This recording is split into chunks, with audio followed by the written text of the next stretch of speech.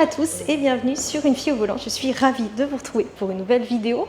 Aujourd'hui, je suis aux côtés de l'un des modèles les plus importants pour Volvo. Il s'agit du nouveau EX60. Certains le savent, il s'agit tout simplement du remplaçant 100% électrique du Volvo XC60 qu'on connaît déjà très bien et qui est pour mémoire uniquement vendu en thermique et en hybride. Donc c'est un modèle vraiment très important pour le constructeur, surtout qui chasse sur les terres de la Tesla Model Y, mais également du nouveau BMW iX3.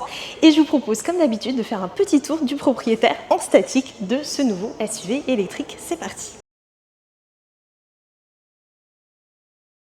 Alors ceux qui connaissent déjà bien le constructeur ne seront pas dépaysés avec ce nouveau Volvo EX60 puisqu'il reprend les codes esthétiques de la marque, notamment donc sur le XC60 mais aussi sur tous les derniers modèles électriques dont le X90 dont l'essai est également à retrouver sur Une fille au volant.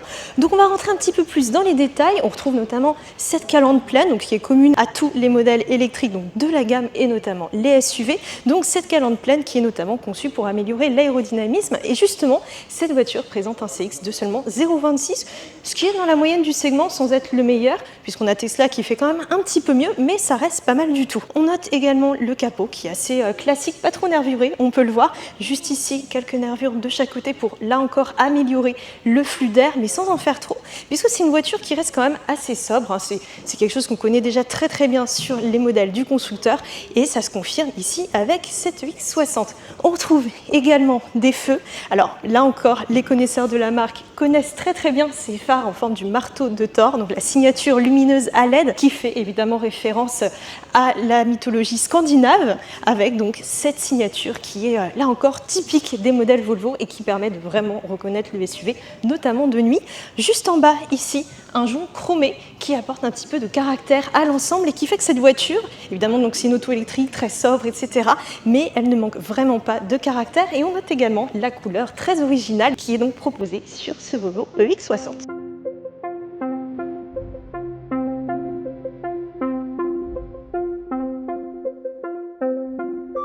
Un mot maintenant sur le profil de ce SUV, qui est bien sûr un SUV pur et dur, hein, ça se voit dans la lignée du XC60. Cependant, il faut savoir que ce modèle est quand même 10 cm plus long que ce dernier pour culminer à 4,80 m. En revanche, il est 2 cm plus bas pour mesurer à peu près 1,63 m. Donc c'est quand même un beau bébé avec, on le remarque ici, donc une ligne de toit assez droite et on va le voir à l'intérieur, ça favorise évidemment l'habitabilité.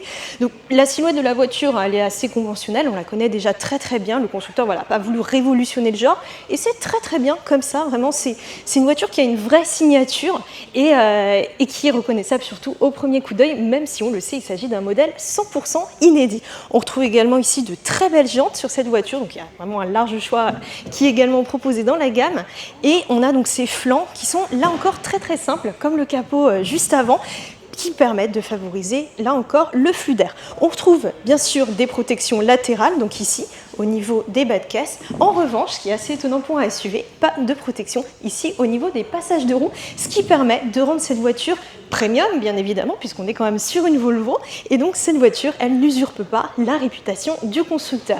Et il y a un autre détail, moi, que je trouve assez sympa. Alors, vous pouvez le voir, ici, on n'a pas de poignée sur la voiture, pas de poignée affleurante non plus. On le sait que ces dernières vont être interdites très bientôt en Chine, donc peut-être un jour en Europe aussi. Et le constructeur a trouvé une solution assez maligne, puisqu'en fait, les poignées, ce sont ces petites ailettes que l'on retrouve donc à l'avant, mais également à l'arrière, et qui permettent donc d'ouvrir ou de fermer la voiture, et sans bien sûr ruiner l'aéro et sans avoir, vous savez, le problème avec les poignées affleurantes et tous les problèmes que ça peut engendrer, notamment en cas d'accident. Et c'est vraiment un détail qu'on retrouve que sur ce Volvo EX60. On note également que Volvo a fait le choix de vitres sans cadre sur cette EX60 pour rendre le véhicule encore plus haut de gamme, et on note également que ces fenêtres, elles sont vraiment affleurantes, là encore pour améliorer l'aérodynamisme. Et enfin, pour finir comme d'habitude, un mot sur la partie arrière de ce Volvo EX60. On l'a vu, hein, c'est un modèle vraiment 100% inédit, mais qui reprend quand même l'ADN esthétique notamment du constructeur, et ça se voit surtout au niveau de la signature lumineuse, puisque ceux qui connaissent la première génération du Volvo XC60 ne seront pas surpris de découvrir ces feux qui lui rendent hommage.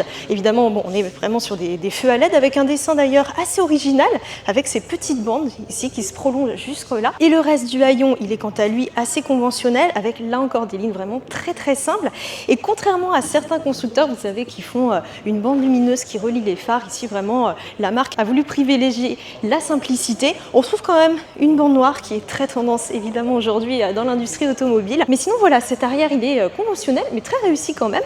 On retrouve évidemment le nom de la marque en toutes lettres, là encore quelque chose qu'on a sur beaucoup de voitures aujourd'hui. Et bien évidemment, pour compléter le tout, ce bouclier arrière en noir un petit peu granuleux pour rendre vraiment cette voiture quand même baroudeuse, même si on a la version cross-country évidemment qu'il est encore plus. Et nous voici maintenant à l'intérieur de ce Volvo EX60 qui change radicalement par rapport à ce qu'on connaissait sur le XC60.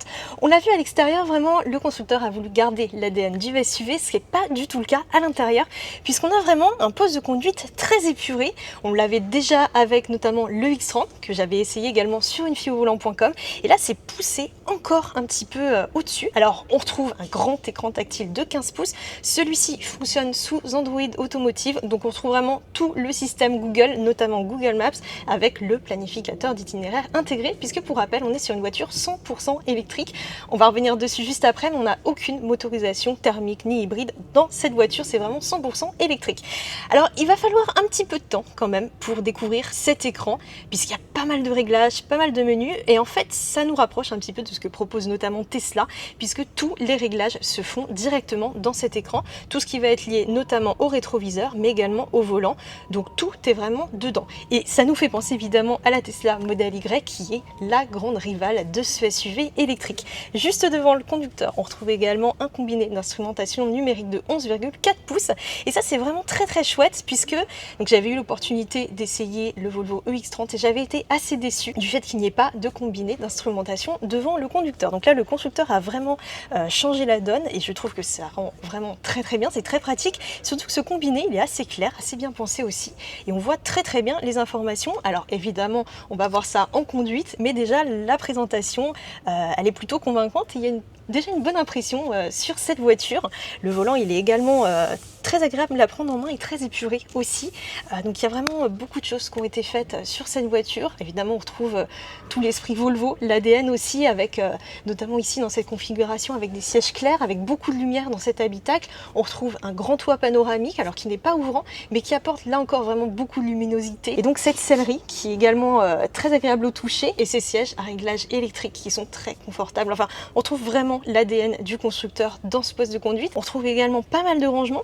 On a juste ici cette grande console centrale, alors qui descend, et on peut mettre par exemple un sac, on peut mettre plein d'affaires, et on retrouve également des rangements juste ici au niveau de la coudoir, et juste là, enfin bref, on retrouve vraiment plein d'éléments très pratiques dans cette voiture. Comme sur les autres modèles du constructeur, ici on a vraiment beaucoup de commandes tactiles. On n'a vraiment plus aucune commande physique dans ce poste de conduite. On aime ou on n'aime pas. Personnellement, c'est vrai que j'ai plutôt tendance à apprécier les vrais boutons. Vous pouvez le voir notamment dans mes vidéos. C'est vrai que dans cet intérieur, il va falloir prendre un petit peu son temps quand même pour comprendre comment ça marche. Même si, comme je l'ai dit, l'écran est quand même facile à prendre en main. Mais il va falloir prendre un petit peu le temps de prendre ses repères. Cependant, ce poste de conduite, il est assez bien pensé quand même. On a pas mal de rangements, comme je vous l'ai dit. Et on retrouve au niveau de la console centrale un porte-gobelet rétractable, ce qui est assez pratique, ainsi qu'un chargeur pour smartphone à induction. Bref, on a vraiment tout le confort nécessaire dans cette voiture, et les mélomanes seront ravis de retrouver un système audio Bowers & Wilkins avec 26 haut-parleurs, dont certains sont directement intégrés dans les appuis-têtes. Comme je vous l'ai dit, cette EX60 est un petit peu plus grand que le XC60, donc il remplace, et on a un empattement de 2,97 m, ce qui est quand même assez généreux. On est bien installé dans cette voiture, et surtout, je vous l'ai dit, on a une ligne de toit qui est quand même assez droite, même si elle est légèrement plus inclinée que sur la version thermique. Cependant, rassurez-vous, les grands sont quand même assez bien installés, même si évidemment il ne faudra pas mesurer 2 mètres, ça risque d'être un petit peu compliqué, mais en revanche on a quand même une bonne habitabilité dans l'ensemble, un espace aux jambes qui est assez correct, on ne sera pas forcément à l'étroit dans cette voiture. À noter également que vraiment le constructeur a mis l'accent sur la modularité, puisque la banquette arrière elle est également inclinable, et ça c'est vraiment très pratique selon ce qu'on a besoin de faire, ou notamment pour les longs trajets. Le coffre, il est quant à lui compris entre 523 et 1647 litres et on retrouve juste en bas un bac de 67 litres, sachant qu'on peut vraiment ouvrir le plancher comme on le souhaite puisque celui-ci se divise en 40-60, ce qui permet là encore d'améliorer la modularité de la voiture. Et à noter que le véhicule a aussi le droit à un frunk à l'avant qui mesure pas moins de 58 litres, ce qui permet de mettre par exemple les câbles de recharge ou des affaires supplémentaires. Le nouveau Volvo EX60 repose sur la nouvelle base technique SPA3 et il se décline en 3 motorisations qui oscillent entre 374 et 680 chevaux. Sous son capot, ou plutôt sous le plancher, on retrouve une batterie Cell to Body qui permet, en fait, grâce à sa conception, d'économiser jusqu'à 70 kg, ce qui est assez énorme quand même sur une voiture électrique, même si évidemment le véhicule reste quand même assez lourd, évidemment comme la plupart des modèles électriques. On retrouve donc une batterie NMC, donc nickel, manganèse, cobalt, dont la capacité est comprise entre 83 et 117 kWh brut. Elle a également une architecture 800 volts de série, quelle que soit la version, qui permet une recharge de 10 à 80% en seulement 18 minutes à une puissance totalement démentielle de 370 kW. On peut récupérer jusqu'à 340 km en seulement 10 minutes de recharge. Évidemment, cela va dépendre de la température, mais globalement, les performances sont plutôt bonnes, quoi qu'il arrive. Et un point également très intéressant, que je n'ai pas précisé au départ sur ce Volvo EX60, c'est que c'est le tout premier véhicule au monde à être équipé d'une ceinture de sécurité avant multi-adaptative. Alors, on sait que Volvo a été le premier constructeur à inventer la ceinture de sécurité 3 points, qui a ouvert ensuite le brevet à toutes les autres marques. Tous les véhicules aujourd'hui, ça provient de Volvo. Voilà, c'est le petit fun fact à savoir si vous ne le saviez pas. Et donc cette ceinture de sécurité multi-adaptative, en fait, elle est dotée de plusieurs capteurs qui permettent d'offrir jusqu'à 11 profils de limitation de charge en fonction de plein de paramètres comme la corpulence par exemple. Ça peut aller d'un enfant à la femme enceinte, à un homme, à une personne âgée, etc. Et aussi en fonction de la vitesse, en fonction de plein vraiment de paramètres afin de limiter le mouvement de la personne en cas de choc. Et ça, cet élément, il est livré de série.